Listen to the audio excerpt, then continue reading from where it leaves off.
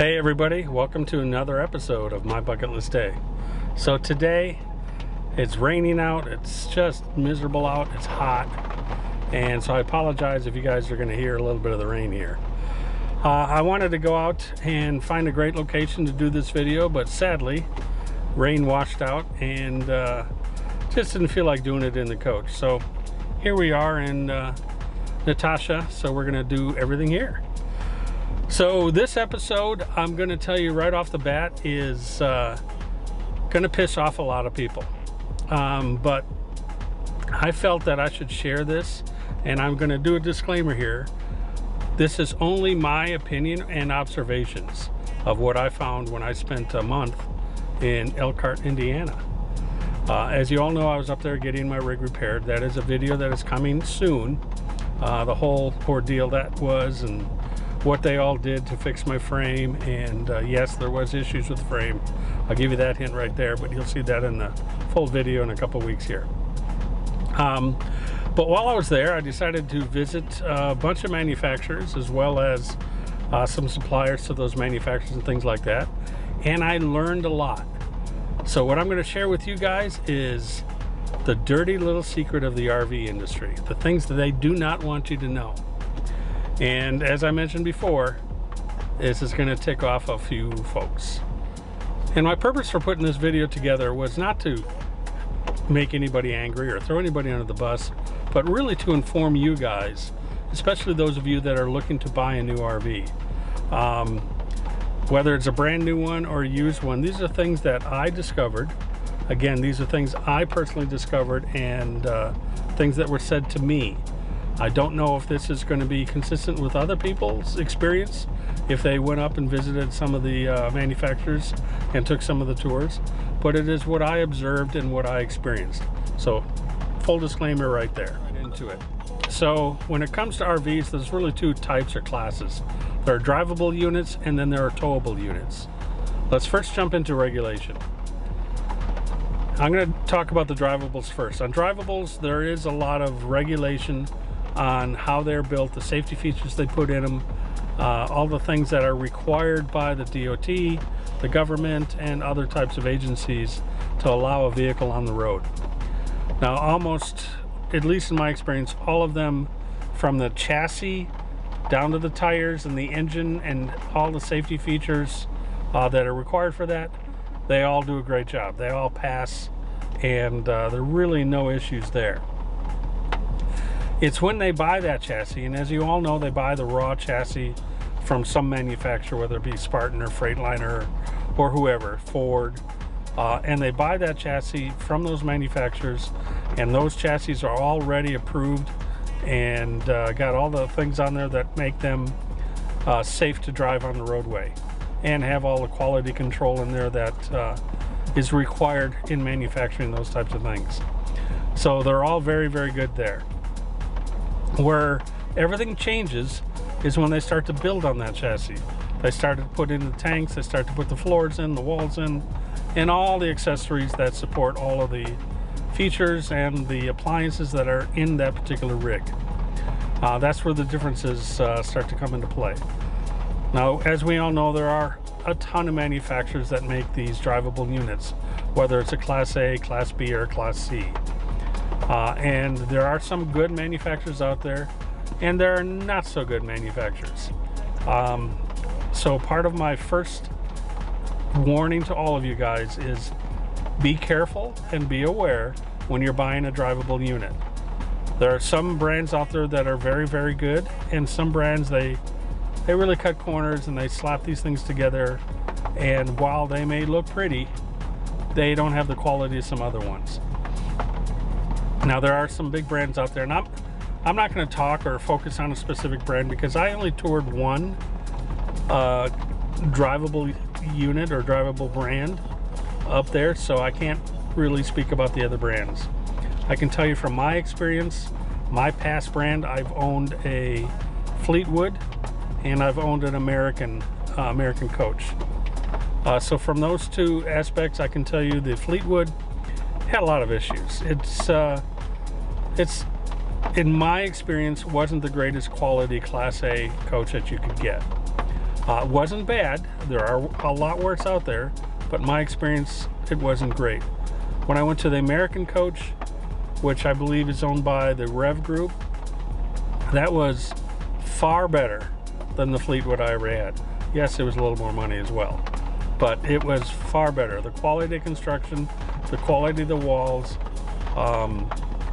even some of the components and appliances, the cabinet work and everything else was quite a bit better. It's a step above than what you got on a Fleetwood. And I had a Fleetwood Excursion, and then I had the American Eagle.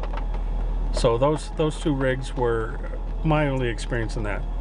And up in Indiana, I did tour another brand, and that was the only brand I toured for a drivable unit. It was an okay unit, but I did notice from my past experience on a Fleetwood and an American, I did notice that they tend to lean more towards the Fleetwood unit. It is something that, you know, they had a couple good things and a couple good quality issues, but they also had some issues where you can tell they really put it together quickly and cut costs just to keep the cost down. And we're going to talk a little bit about costs of manufacturing and a couple assumptions or things that I had noticed here in a few minutes. But let's move on to the towables. Now I toured, let's see, Alliance, Forest River, Grand Design, Brinkley, and Keystone. That's what it was. So I toured all of them while I was up there. Again, I'm not going to name brands of who was good and who was bad. I can tell you one brand stood out above them all, and I'm going to talk about them in a future video. And I'll tell you a few reasons why they stood out above others. But let's, I can tell you from whether it be a fifth wheel or just a towable travel trailer, there are some very large differences among these manufacturers on the quality that they put in there. But now, when we talk about RVs, we should also talk about something that a lot of people don't know. They think, for example, if you go to a Keystone, for example, it doesn't matter, they're all the same. They think, well, they build this RV, it's got to be a great quality. You know, the air conditioners are this, the refrigerators are that. I just want you all to be aware, whether it's a Class A, B, or C, or a travel trailer or a fifth wheel, none of the manufacturers up there of these brands, and I don't know of any that does everything, none of them actually build anything in the RV. Well, I shouldn't say anything. Most of the components in the RV. Those are all supplied by other suppliers. So when you talk about RV manufacturers, they're really RV assemblers. They don't really manufacture anything. And we're going to talk about that here in a bit. Some of these manufacturers do make a couple frames and or brackets or some wood pieces to help assembly, but all the main components that are in these RVs, none are made by these manufacturers. They're all put together using components from other manufacturers such as Moride or Lippert and a few other companies out there that supply them. And let's dive into that. So when you talk about a Class A, as I already mentioned, the drive chain, the train, the chassis, the engine, all the components, the braking system, the steering system, all of that, that's all made by one manufacturer and then sent to the Class A, B, or C manufacturers, and they take it from there and then they do their modifications to deliver the product that you guys buy at the dealership. And so essentially they are, again, as I mentioned, assemblers. Now in a Class A, B, or C, there are some things the manufacturers do that they have to modify to really make the RV what it is, but they don't really manufacture any of the components that go in there. So let's talk about travel trailers again and fifth wheels. With the exception, as I mentioned, a few components, no, I don't even say components, a few parts, they don't really manufacture anything. Now they all pretty much manufacture the roof systems and the air duct systems in those roofs. They all pretty much do that, and they have all their own theories and methodologies and how they assemble that and what they call quality control. They all have these different methods and recipes, but that's really pretty much all of the big things that they manufacture in there. Again, I said there's a few other components, not components, parts that they make, and I'll talk about those in a minute. But let's start off with the chassis. The chassis on towable units, sadly, they are not regulated like all the rest of the RVs. They are pretty much assembled by a couple manufacturers, the most popular one being Lippert. They make the frames. And I'm not saying Lippert makes a bad product, but they are making a product based on specifications they receive from each manufacturer. So Lippert has as you saw from my tour there, they have a jig in which they build the frames. And pretty much all the basic frames start out exactly the same, regardless of the manufacturer. And then where they put mounting brackets and support structures and things like that, those are dictated by the manufacturer. Say it's a Keystone or a Grand Design or whoever. So those, then they start to customize based off of those requirements. If you're talking about a fifth wheel, then you have the upper deck as well. The fifth wheel, again, that bones or the structure of there's a jig at Lippert. They pretty much put all that together on the main frame, whether it's a solid frame or a drop frame or something like that. That's all pretty much done at Lippert, and that's the same on pretty much all the frames they make. But again, even the upper deck then is now customized based off the requirements of the manufacturer. So I'm not blaming one or the other on this, but I can tell you the realities of what I found.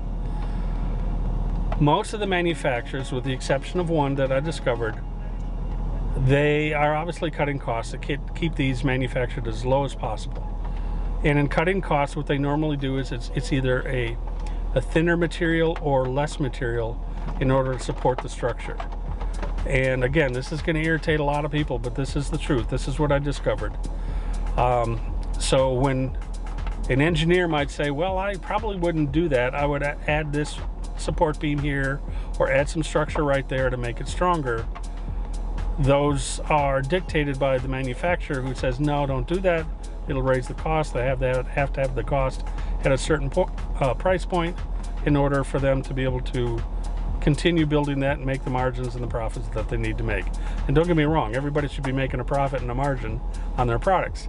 But there are some other places that maybe they could cut a little costs.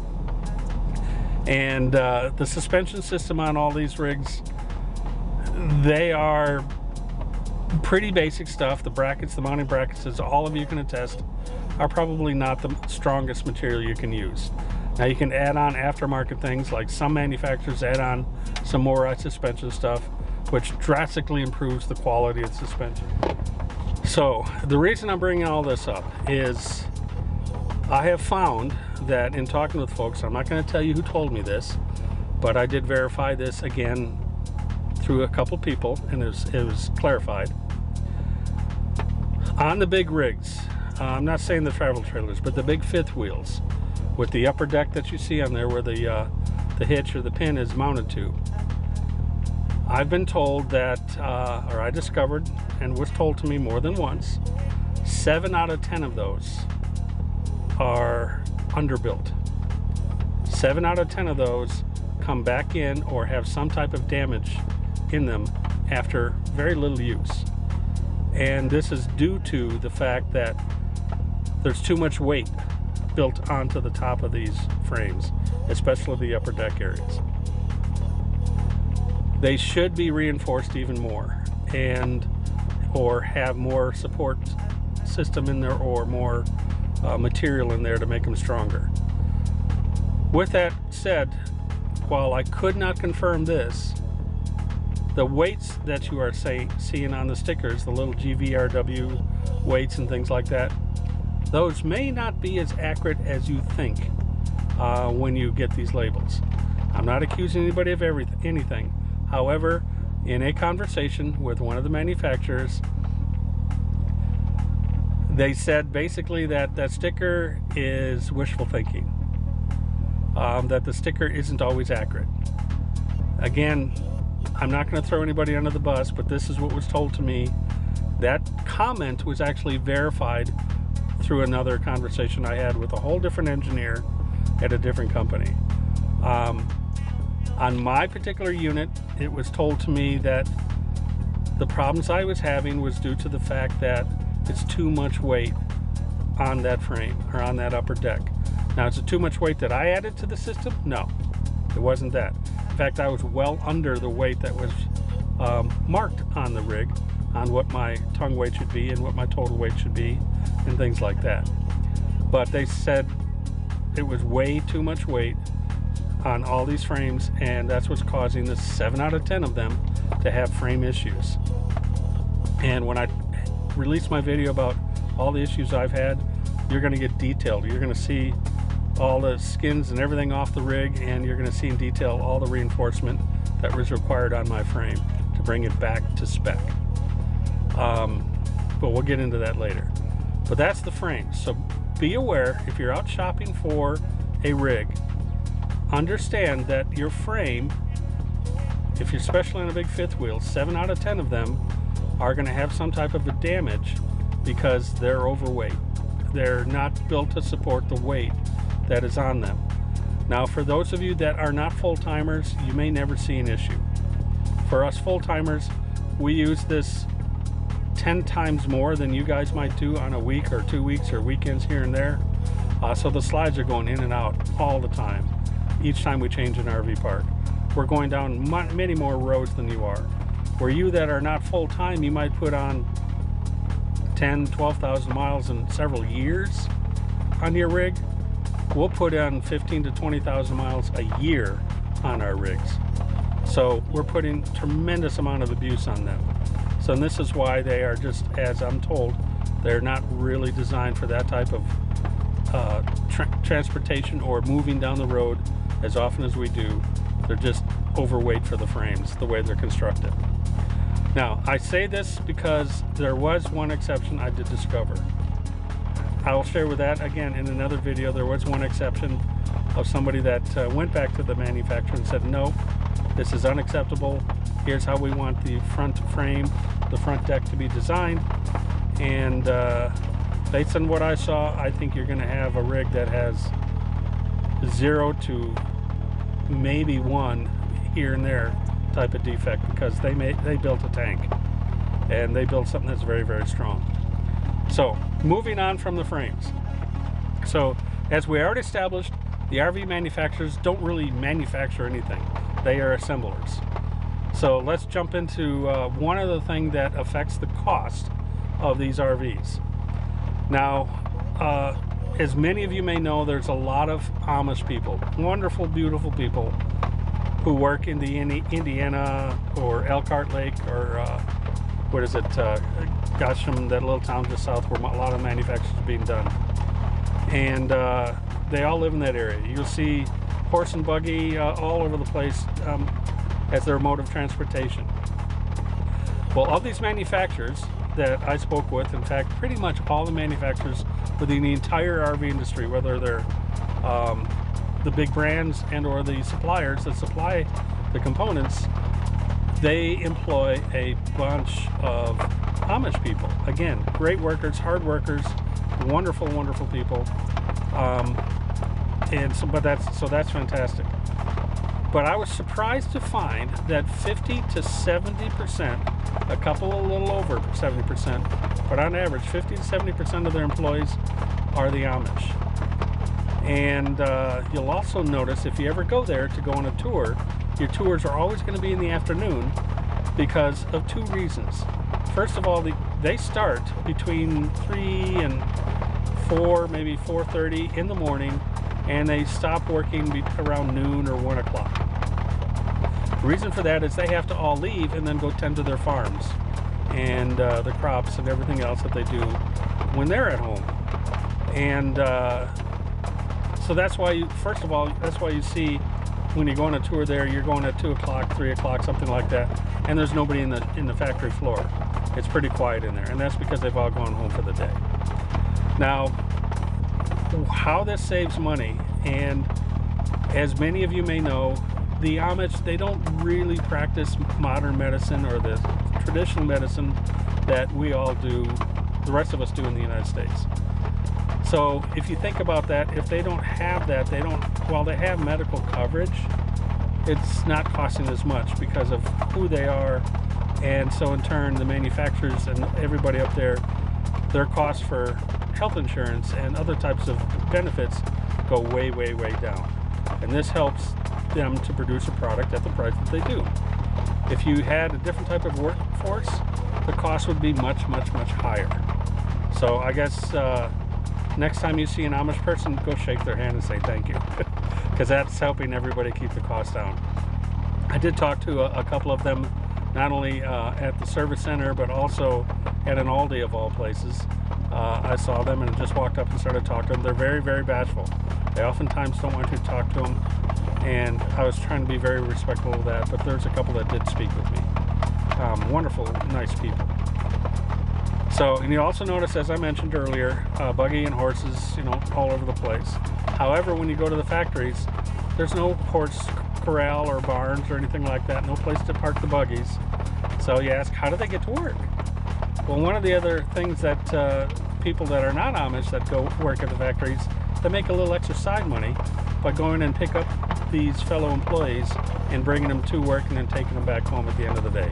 A little extra money that they make, that the Amish pay them to take care of that for them. So a couple things that I just learned about that. So that also helps keep the cost down. Now their work quality, I'm sure their work quality is very good. I was unable to see any of that because they're never there when you're going on a tour. But based on what I've been told, they work very hard, they work very, very diligently, and put out good work product. They, as many of you know, they're not really allowed to run power tools. However, some of them do, and some of them are certified to do that. All right, now move on to the next thing, components. As I mentioned, RV industry, they pretty much are assemblers. They add components. We're going to talk about the biggest one, the elephant in the room, and that is Lippert, LCI. They supply, at least on my rig, they supply probably 80% of the components on our rig, or on my rig. So the appliances, they own Furrion, they own all the furniture companies. What is the Payne, something Payne, I can't remember the name of it. They own that company, and myriad of other companies or brands, like your awnings and things of that nature. They make all of that. All of those, so all those appliances pretty much come from the AC units, water heaters are supplied with them, or they own a brand that has it, depending on which water heater you get. There are some brands that are not owned by Lippert. But all the doors in the basements, the door to get into your rig, the garage door on toy haulers, those are all being made by Lippert. All the windows. There are some companies, other companies that make the windows, but Lippert owns the company, pretty much has the market share of that one as well. So Lippert is the big supplier of a lot of things. While they also offer some suspension units and stairs, many companies have gone to Moride for their suspension systems and stairs.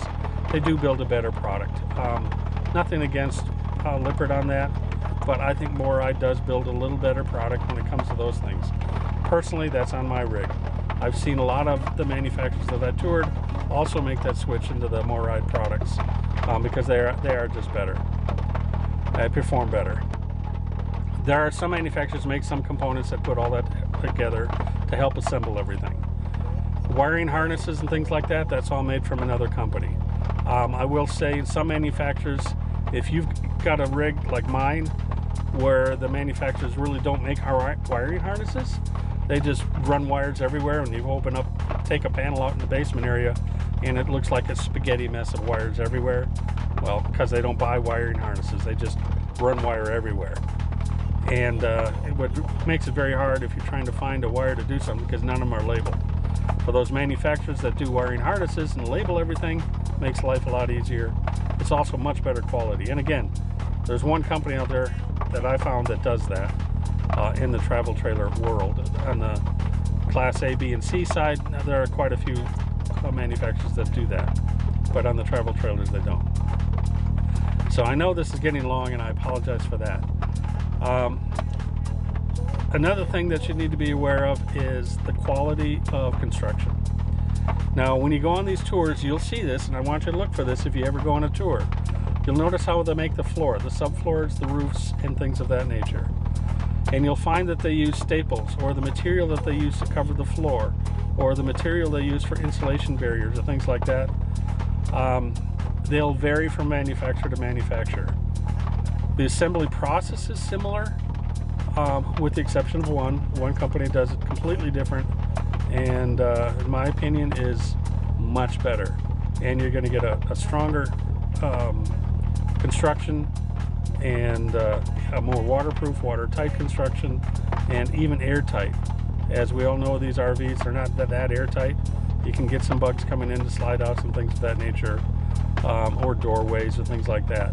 But this one manufacturer I'm talking about, they've eliminated that problem, and when I do that video you'll see all of that.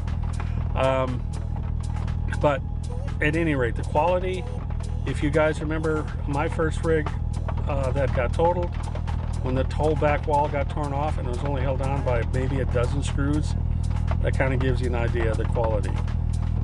The thing that really separates these manufacturers apart is their floor plan design and their assembly quality. And other than that, they all pretty much are the same, again, with the exception of one. So as a buyer, when you're looking at these types of things, do some research on the quality of construction. If you're seeing a lot of staples on your rig when you go inspect it at an RV dealership, a lot of staples holding walls on, things like that, you're probably getting a lower quality unit. You want to see bolts holding walls together, and bolts put down on bolted brackets or welded brackets to the frame. You don't want to see something that just sits in a groove and then is stapled against the subfloor. Not the greatest quality. There are some that go a little step further and they put in self-tapping screws in there, and the wall is sitting in a channel, and that's better, but there's a better process out there, and for cost reasons most manufacturers don't do that because it costs more to do so. So now let's talk about the walls. Now the front caps and the walls and the back and all that kind of stuff, all the manufacturers tell they laminate their own walls. Well, I discovered the little secret. Again, this is going to irritate a lot of people, but that's not actually the truth. There are a couple lamination companies out there that laminate for multiple manufacturers, and they all claim to do it to their specs, but they're all pretty much the same. The lamination process it's a complex one, and the materials you use and the quality of the material that you use differs.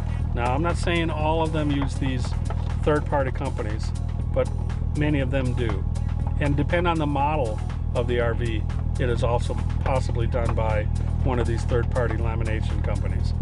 To laminate a wall, it takes a specific location that is designed to keep all the materials in at the same temperature, no humidity, climate controlled, if you will, and make that all the same, especially during the bonding process. You want to make sure that's all the same temperature and the material the same temperature, things of that nature. Otherwise, you won't get a good seal with the bonding process when they make all that. So be aware of that as well. Now again, there's one manufacturer that I did discover. They do things a little differently, and they use a much stronger, bigger material. And in fact, the little curved areas where you have doorways and windows and things like that in your either the slide outs or the walls where you're putting the windows, a good manufacturer will have a welded curved bracket in there. Many of the other ones will just staple a plastic piece in there. I can tell you my rig has stapled plastic pieces in there, so they break. There is a manufacturer that does weld them in there, actually a couple, but there's one that stands out, and it makes a stronger angle there, or curve there, that supports the windows and doors and things of that nature. As I mentioned before, most of the manufacturers make their own roof systems, and how they assemble those roofs and how they install those roofs vary by manufacturer. So again, all in all, I'm sharing with you the dark little secrets about the RV industry and the assembly of how they make these RVs. It was kind of a surprise to me, although many of you may already know this, but these manufacturers are really just assemblers. They don't really manufacture anything. While they take all these components and put it together, and some might say, well, that's what automotive industry is. Yeah, you're right. The automotive industry is pretty much like that, but there's still an assembly line that is automated. There are still strong regulations on how that things are done, and they all are producing a higher quality product than you get in, say, a fifth wheel or even a drivable unit, a drivable or towable unit. So, am I saying there should be regulation, which obviously would drive the cost up? No, I'm not saying that, but this is an opportunity for manufacturers to put forth a little better quality on these units. And it brings me to the last topic about the RV industry. The biggest thing that differentiates these RVs out there is the customer service after the sale.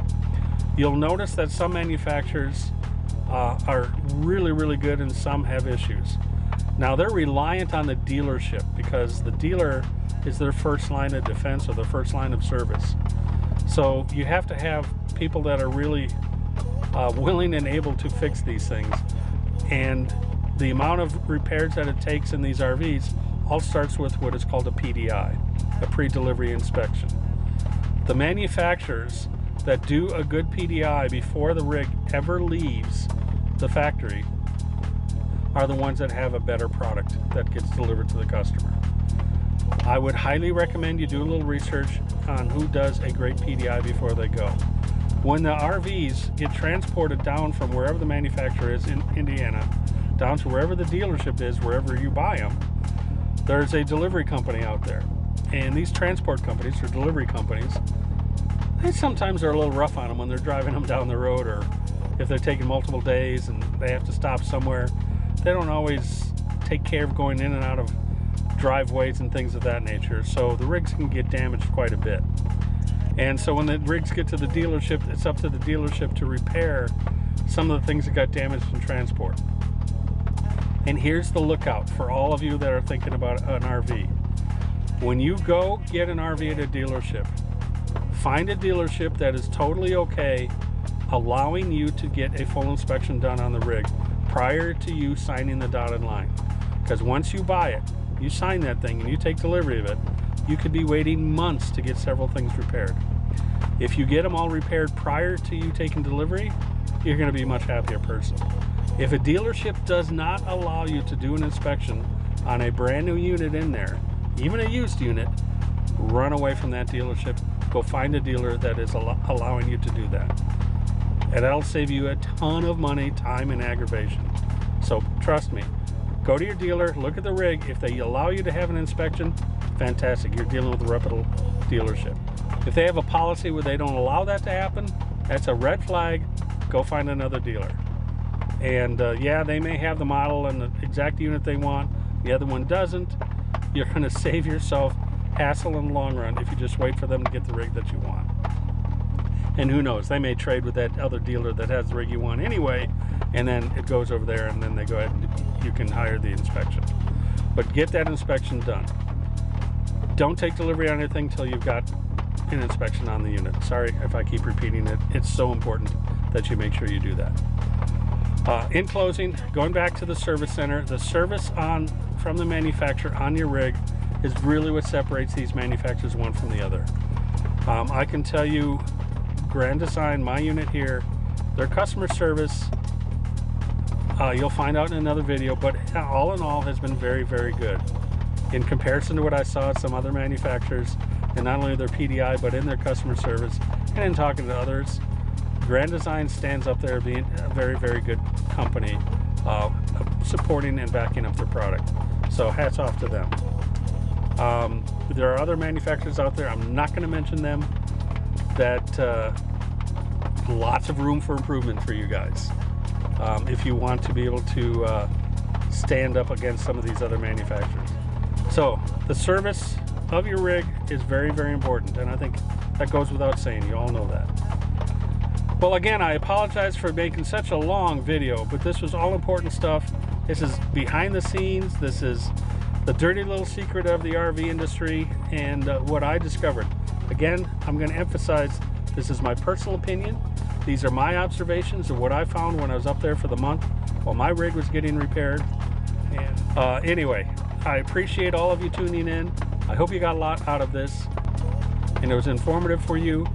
And don't forget to hit that little like, subscribe, and ring that little bell. And that bell will let you know I'm putting on another video. But hit that like and subscribe. I really appreciate it if you did that. That's it for today.